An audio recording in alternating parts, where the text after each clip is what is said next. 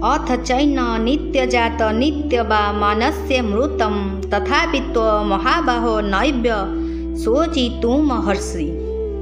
हे महाबाहु, जदि तुमे एई देही को नित्य जन्मशील किंबा नित्य मरणशील मानुथाओ तथापि तुमे एपरि शोक करवा अनुचित। भगवान एठारे पक्षांतर रे अथच मनुष्य पद व्यवहार करी कहिछंती, जदि बा यह सत्य और सिद्धांत जे देही कौनसी समय जन्म हुए नहीं कि मरे नहीं, तथापि जदि तुमे सिद्धांत विरुद्ध कथा मानि नियो जे देही नित्य जन्मशील और नित्य मरणशील, तेबे भी तुम्हें शोक करवा उचित नुहे। कारण जी जन्म हुए से अवश्य मरे, आउ जी मरे से अवश्य जन्म हुए। यही नियम को कहीं एड़ाई पारिबे नहीं।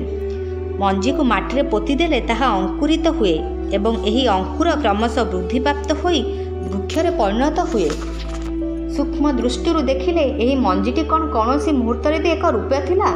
माटी ताहा निजर कठिन रूप त्याग करी कोमल रूप धरिला, तापरे कोमल रूप छाड़ी अंकुश रूप धरिला, तापरे अंकुर रूप छाड़ी वृक्ष रूप धरिला और परिशेष आयु समाप्त हेबारु ताहा सुखीगला। यही क्रम बीज क्षण मात्रे एक रूपे रहुना, प्रतिक्षण बदलुअछि।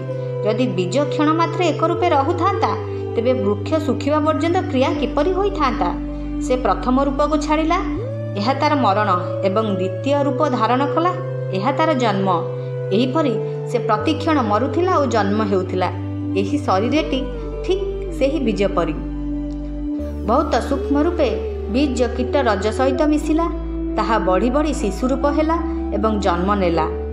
जन्म पर बढ़ी चलिला एवं तापर कर्मशः क्षण होई शेषरे मरीगला। एही भली शरीर क्षण मात्रे एक रूप न रही बदलुथिला, अर्थात ताहार प्रतिक्षण जन्म मृत्यु हेउथिला।